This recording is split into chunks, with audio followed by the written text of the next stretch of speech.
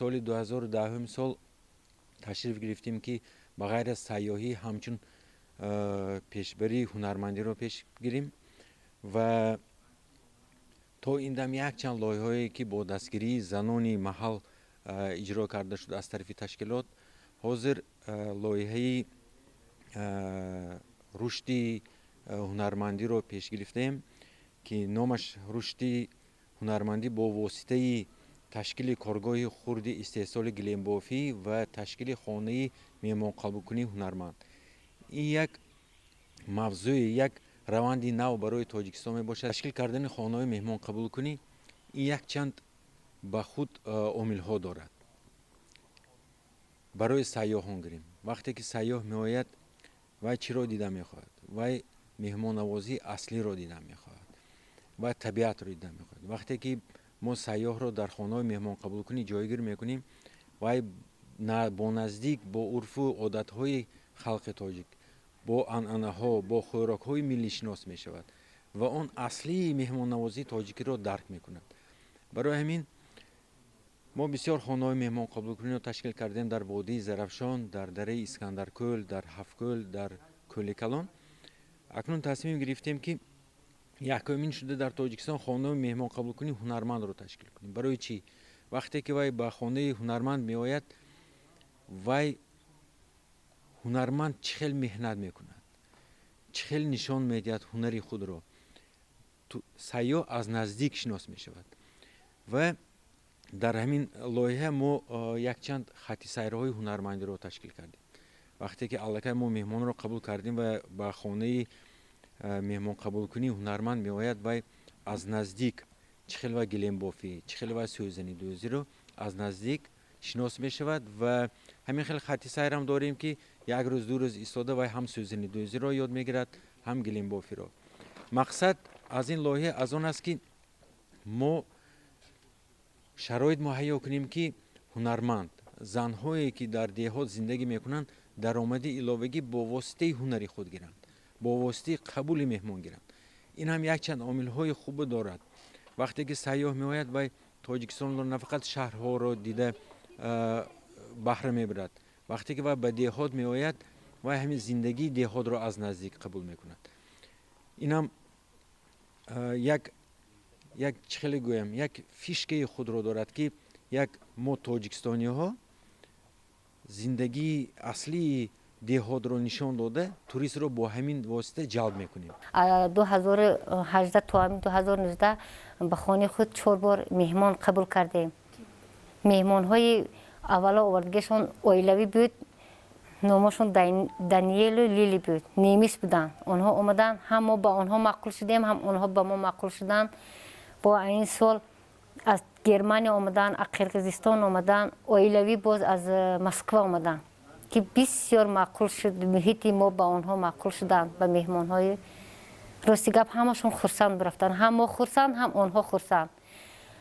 با هیچ درآمد ما آنچه بهبودی به ما یاردم شد. رحمت کلان. وقتی که آغاز همین کار که سر کشید در خود جماعت دهات ارمتان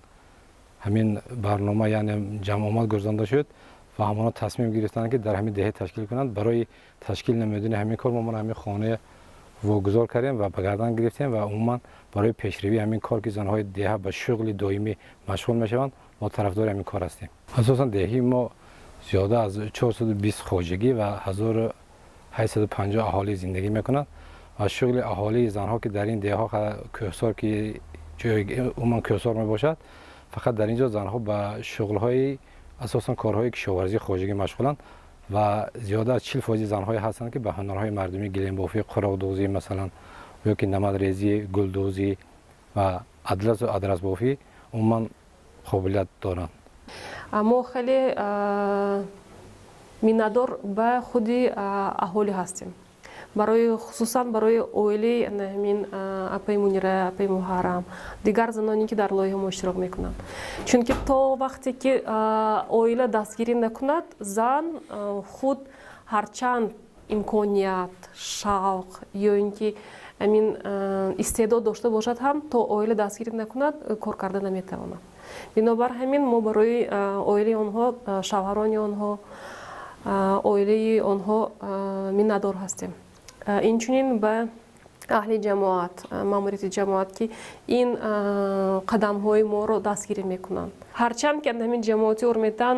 бо дарёи зарафшон ба ду тараф тақсим мешавад, дар ин қишлоқи ман фақат дар ҳамин ҷо ҳамин хусусияти гилембофӣ ҳасту халос.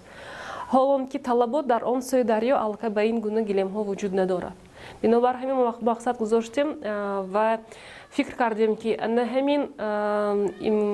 қобилияти онҳо, ҳунари онҳоро истифода бурда чигуна бояд ба бозор маҳсулоти нав пешниҳод кунем ки он харидоргир шавад. яъне бо пайваст кардани маводҳои яъне гилембофӣ, пашми меринос ва чарми тоза як маҳсулоти нав, яъне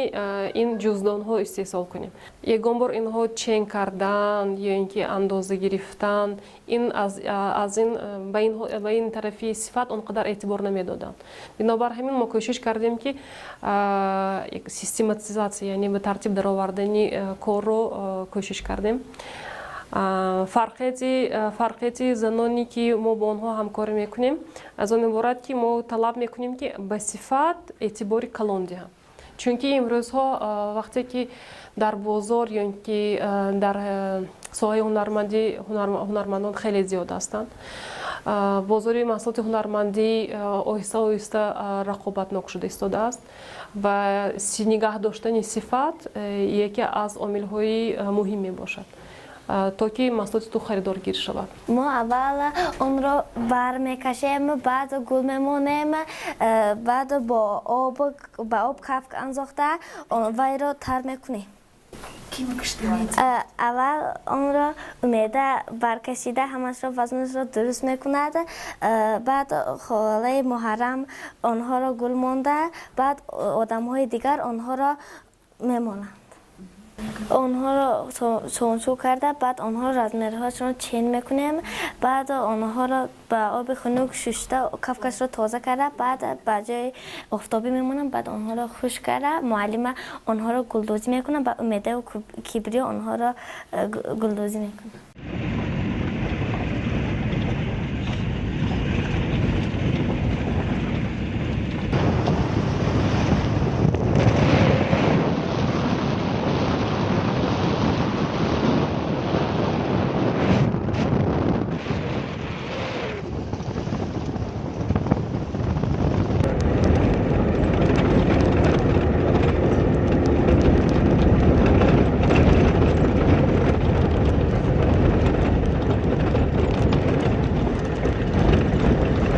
پیشتر خیلی برای مثال همین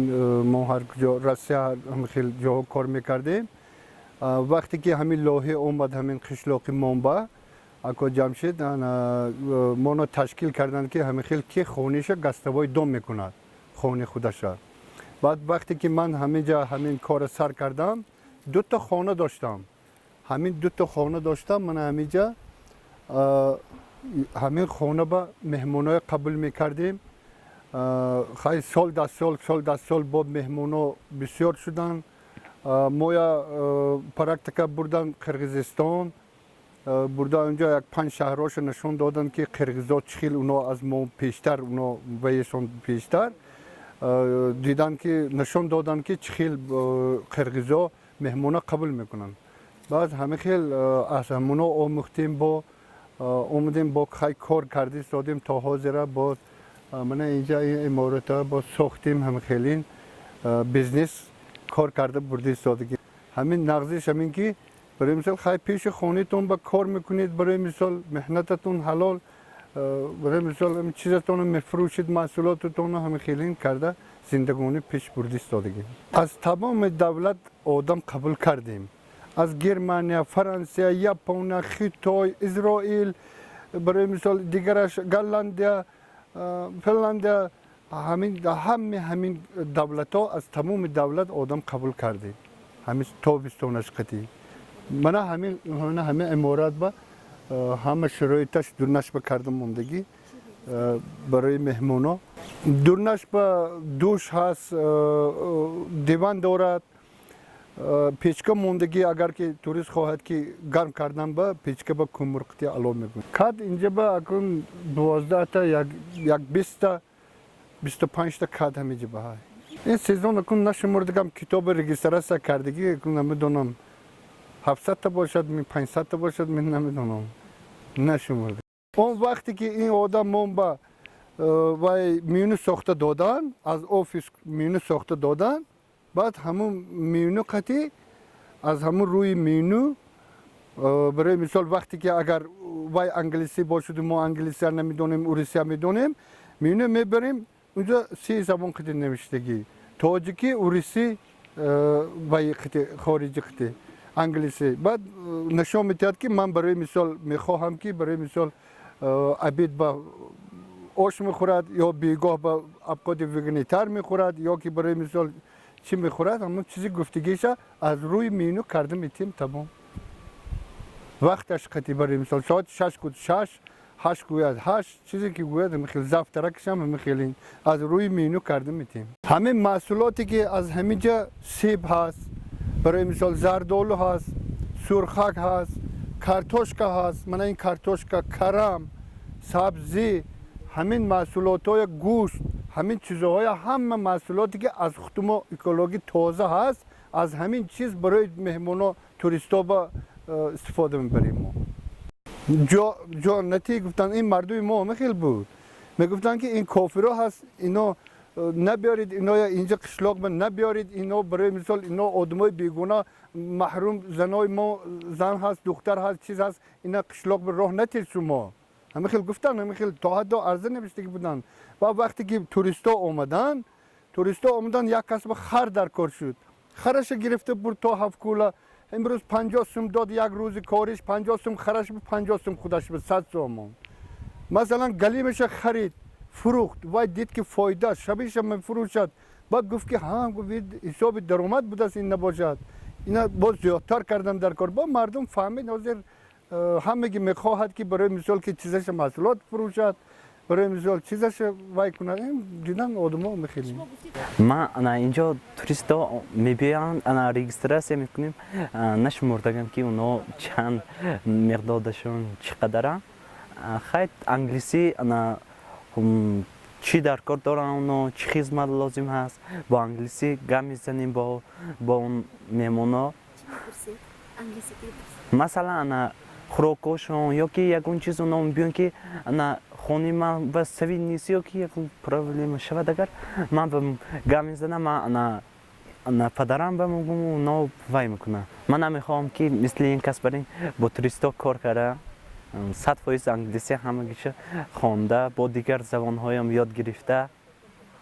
میمونو بیام و خرسان خدمت به تیار اکنون بار میشود که ما به همین 7 کل آمدیم ما حاضر در کل 4 قرار داریم آدمی که ما را قبول کردن ما ماشون که جمعه بای دست آن کس اول مهمان قبول کنی را از 2 کس آغاز کرده ثانی و یک چند کس شدگی مهماناشون 60 کس با 60 کس ثانی 60 کس شدگی همه اون مقصدی ما به اینجا آمدن تجربه های این کس را ما آموخته از روی تجربه های این کس ما کار کردن مانده کار چون ما هم خانه مهمان قبول کنی تیار کردگی از روی تجربه های این کس ما می آموزیم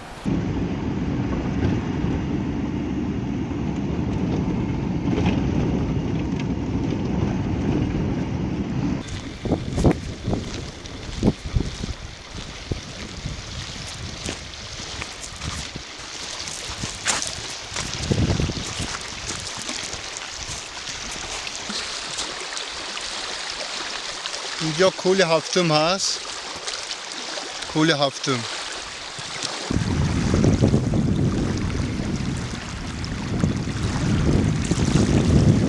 توریستا همین که سویز بایران شد توریستا ناومدن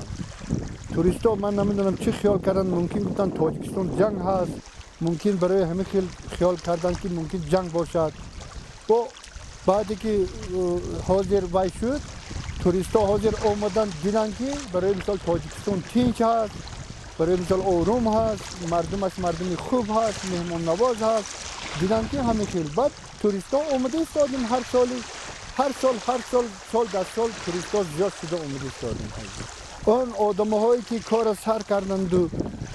با دیگر اور نبودن گفتند که این کار قیم بوده است. این برای مثال امروز این آدم میبیاد پگه دیگر آدم میبیاد فردا ویش میبیاد برای مثال خیلی کن برای همه خیلی شد کرنده.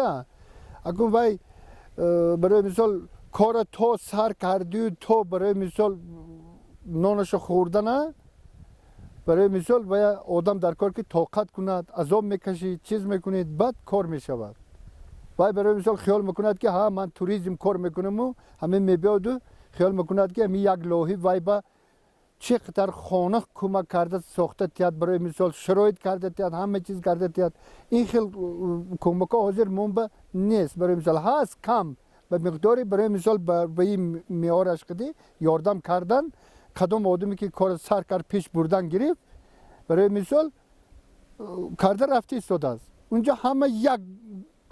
چیز دادگی بودن برای آدم ها برای مثال کسی که کرد پیش کار رفتی ایستاده کسی که نکرد کارش عاقب مونده ایستاده است نه خیلی حاضر با از دیگر یک دیگر فهمی کرده حاضر مردم میخواهد که بسیاری همین گستوهای دومای از دیگر از کار درآورد میخواهد که چایخانه سازد منبع یکم اجرت همین راه در کار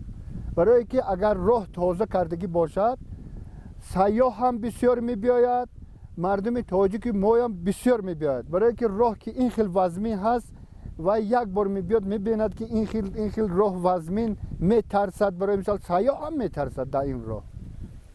دولت خیلی با گفته من وعده کردگی بودم که برای مثال که ما این راه های